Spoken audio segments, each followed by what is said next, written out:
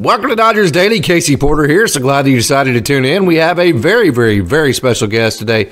Peter Heubeck, who you're seeing on your screen here, joins Dodgers Daily for the third time. So, hey, Peter, I know you're super busy. I super appreciate you coming in again. Yeah, thanks for having me. Always a pleasure. Okay, man. So I'm interrupting a game, I think, of pickleball. Is that right? Yeah, I was just playing a little pickleball, getting blood moving a little bit. Oh, nice. Okay, so I know you're from Baltimore. You're a huge Baltimore Ravens fan, and you follow them very heavily. I believe they're in first place, like 8-3. They're at the first place of AFC North. So first of all, I've got to have a rundown of the Ravens for this year. What type of team are they, and can they win the Super Bowl? Man, they're a gritty team. They I think they got a good shot. Man, last week they lost Mark Andrews, which was a devastating blow, but I think Lamar will be all right. I think he'll bounce back. I think Odell's gonna play a little bit bigger role, so hopefully they can. I got a good feeling of this year. I got a good feeling. So are you back in Baltimore for the off season? I am. I just got back this week. I spent 3 weeks in Arizona at the complex, just working out. Yeah, man. How do you do that? Go from California to Arizona to Baltimore, man. That's gotta be cold, right? Oh, it's cold. It's a nice 45 and raining here in Baltimore right now. So hopefully get some good weather coming here. Okay, man. So I mentioned last year you started out in a Rancho, then you got moved up to Great Lakes. And I'll tell you what, after about your second performance in Great Lakes, you were just absolutely lights out. So talk about your season last year, jumping the 2 levels and how you finished. Yeah, I was really happy with the season I had last year. I got to move up from Rancho to Great Lakes in the end of July, and a little rough start in Great Lakes, but me and Dave Anderson, we made a couple really good changes, just simplifying some mechanics, just making sure I can repeat my mechanics every throw, and I really think that was the biggest change in a good way at the end of the year. Just being able to repeat my mechanics really well. Well, you mentioned making changes to the minor leagues. You are one of the guys that are using the minor leagues to the fullest. You're also, you came to the Dodgers with the big curveball, the big fastball, the frame that's going to play at the major league level too, but they've added a slider to your mix too. And I know that's been a process for you. So talk about where your pitch mix is at right now. Yeah, the slider. So the slider is something we are beginning to work on in last spring training. So it was a totally new pitch for me. And it took a while, but with the help of all the great coaches there, and even some of the players, they helped me a lot with just different grips that felt right, and really like kind of what you want the feeling to come out of your hand with the slider. So I felt like the longer the season went on, the more effective the slider got, and the more comfortable I really got using it. So I was super happy with the slider. That's still a big focus point for me this off season, just making it a little bit harder, making some changes to it. But really glad I have the base of that now, and I feel like I can run with that and make it a better pitch. Yeah, hopefully be a 4-pitch pitcher, fastball, curveball, the big curveball, change up, and then slider, right? Yes. Where you at weight wise right now? I know 190 is your target. I'm creeping up to 190. I'm 186 today, so we're getting there. I'm very confident I'll be to 190 by spring training. It's always a battle to gain weight, but it's something I've really dedicated this off season to, and feel like I'm doing a good job so far. Speak for yourself, brother, when you talk about a battle for gaining weight. I know, hey, what is the fastest pitch you threw this year? I was up to 97 a couple times this year. Oh, wow. Mm-hmm. Yeah, really? So I think I was up to 97, averaging around 93.5 up to 94 average. So my goal was to have around 94 average. So that I was super close to that. I'm not sure the exact numbers, but I was pretty close to that goal.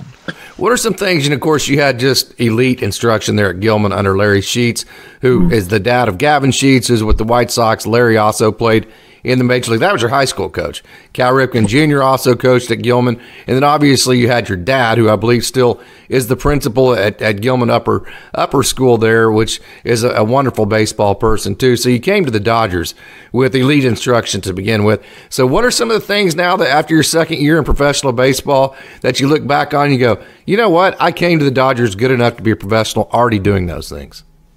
Yeah, I think what Coach Sheets really instilled in, like, the whole Gilman baseball program really instilled in me was just how to play the game the right way. I mean, Coach Sheets, he wouldn't really let us get away with much foolishness on the field, at practice, anywhere at all. So having him really prepared me, I feel like, to go right into Coach Shoe. So that was a great transition. Coach Sheets prepared me super well for minor league ball, for sure.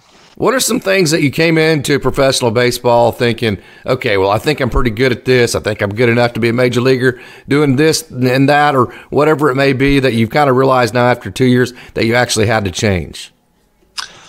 I would say I've always thought I had a pretty good work ethic, but just seeing some of the older guys, the Bobby Millers, the Gavin Stone, just how those guys just really go about their business super professionally.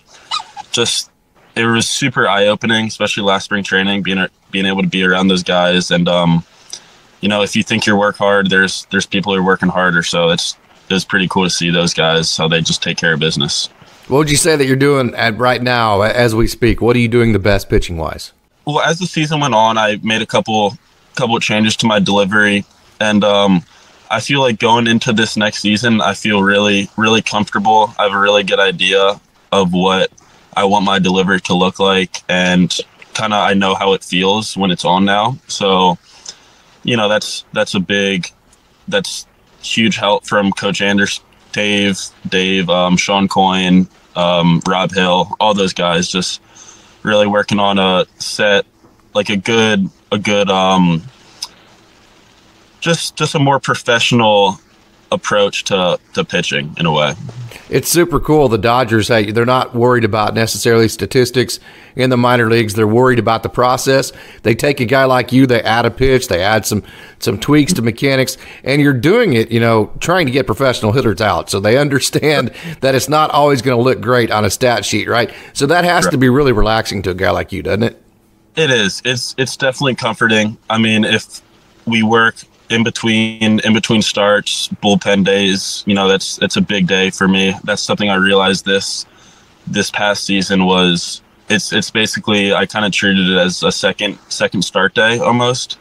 So just really taking care of your business on not only start days but bullpen days and every other day, but really having a plan for the bullpens, which is something that I didn't really have before, I feel like, and I think that really helped me going into the start day this year a lot of the times. You and Jared Karos have kind of been on the same track. You got moved up almost the exact same time last year to Great Lakes. You both had almost the exact same results for Great Lakes down the stretch. You guys were both tremendous, both in the regular season, the last couple of games, and then also in the playoffs. So are you guys pretty close in the sense that you guys have been on the same track? Oh, yeah. We I didn't really know him too well before the beginning of last year, but we got really close this year. He's just a great guy to bounce ideas off of, and it was super fun being able to move up with him at the same time, and we got to pitch on a lot of the same days. So either I would piggyback him or he would piggyback, and those games are probably the most memorable of this past season. Just when me and him would be able to go out and put up some good innings for the Loons. All right, this is your third time in. I think I'm in good enough to ask this question. Okay, who has the better curveball, you or Karos? That's actually funny you've asked that, because I actually got him. I'm gonna take credit here a little bit. I got him to spike the curveball. I talked him into it about a month into the season, and it's something that really benefited me a couple years ago, spiking the curveball, and we have similar metrics on the fastball and the curveball, and I thought, we bounce ideas off each other. So I don't know whose is better, but it's fun just talking back and forth, kind of friendly competitions. So what does the spike do to a curveball? As far as the movement goes, what exactly does it do to the movement? For me personally, it's more of it's much more pressure on my pointer finger. So I can really rip that down. I try to get the pointer finger over the curveball so it gets that 12-6 movement. And I can just apply as much pressure as I can with the pointer finger, and you can really just rip it from there. Sounds like it separates it from your slider a little bit more, maybe? Yeah, 100%. It also, I think it allows me to throw the curveball a little bit harder. I've been, something I kind of focused on was I tried to make every curveball over 80 miles per hour this year, which I did a pretty good job with. And, some stats say that if you're over 80 mile per hour with a curveball, the swing misses go up a lot, which I found helpful. So just trying to throw it as hard as I can with that 12-6 movement, I felt benefited a lot. I see you're in your car. You said it's 45 degrees outside and raining. Got the heater going? Oh, I got heat seats on and everything. Okay, good. So I have a couple more minutes here then. Okay. Oh, yeah. Okay. So 107 strikeouts, 85.2 innings. What is it about your stuff that was that created so much swing and miss last year? I think the use of tunneling really helped me. Just like getting So explain that to fans. I've tried to explain it a couple of times. I don't do a very good job explaining it. Can you explain that to fans?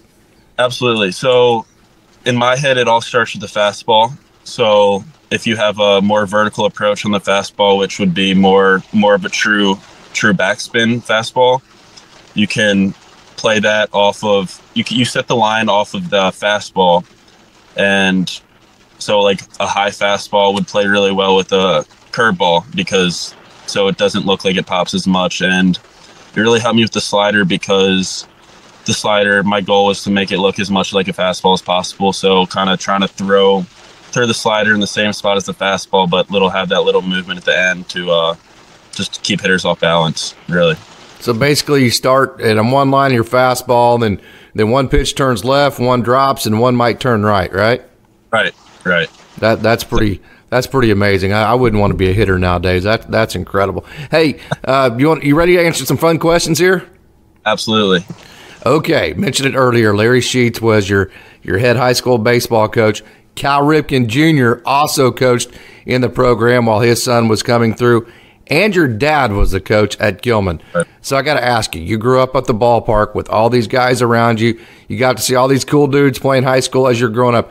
What's the number one memory you can think of from that time in your life? I think just being able to be the bat boy. I was the bat boy for Gilman when I was probably in elementary school, a little bit of middle school, and just being able to have that real big helmet on, grabbing the bats, and just seeing how Coach Sheets and Cal Ripken goes about practice and just how they run it I was so lucky to have that at a young age. And obviously Cal Ripken and Coach Sheets, Baltimore baseball legends, especially Cal Ripken. I'll throw Coach Sheets in there, but just being around great baseball minds really helped me I think kind of grow a passion for the game, just to see how intricate the details of baseball actually are. It's so much more just that meets the eye, I would say. I'm sure you got dumped in plenty of trash cans, locked in lockers, and sent to the concession stand to get 1 million Gatorades in your day, right? No question. Okay, what celebrity would you say that people say you look like the most? Oof. I think there's a show that's called You. I'm not exactly sure who the character is. Oh, yeah, it's my wife's favorite. It came out with season 2 like 6 months ago. It did. I get that a lot. It's probably number one I get. Nice. The dude off of You? I think so. That is awesome. Yeah, I totally see it. That is absolutely awesome. Okay, what movie character do you relate to the most and why? Oof. I watched Whiplash recently. It's with it's young Miles Teller. I don't know how much I relate to that character exactly, but it's just about his journey with being a drummer and just how passionate he was. He kind of made a lot of sacrifices to become the best drummer that he could, and I feel like you can use that in, especially going through the minor leagues. It's a really cool movie that we all of us at Great Lakes watch together, a lot of us, and yeah, I would say that. Fantastic. Okay, if you could be an animal, which animal would you be and why? I would be an eagle, probably. So you could fly? I think I would fly. I think I think they're I think it's a pretty special animal. I don't know. It's owner of the sky. Yeah. Awesome. Okay, what is the funniest thing that has happened to you recently? Ooh, funniest thing. I'm not exactly sure the funniest thing. I actually went up to University of Maryland with Bubba Aline this past weekend. So we had a lot of good laughs. We ate some good food, just kind of reflected on the season a little bit, just had a good time. So that was super fun. Fantastic. Last fun question for me. If you could be the best at something in the world other than baseball, what would it be and why? I'm gonna say chess, actually. Really? I don't know why. I think. Did you see Queen's Gambit? I haven't. Oh, that's good. Got to see that one. I will, but I don't know. You know, I'm not a big chess player, but I think it's a super cool game. I think I would love to one day beat Jack Dreyer in chess. I know he's a big chess guy, so that would be. I think that would be really cool to be good at chess. You might be able to figure out a way to beat Jack Dreyer in chess one day, but you will not be able to figure out how to beat him in a Rubik's Cube. That is not going to happen. I gave up on that. Trust me, that's not going to happen anytime soon. Okay, Peter. Hey, man, this, like I said, this is the third time you've come into Dodgers Daily. I super appreciate the time that you give me. And, hey, super enjoyed the progress that you made last year. Been watching you all the way since you came into the organization, and just the improvement, progress, just day by day you've made. Super impressive. So thank you so much, Peter Heubeck. Thank you. I appreciate it. Appreciate everything you do.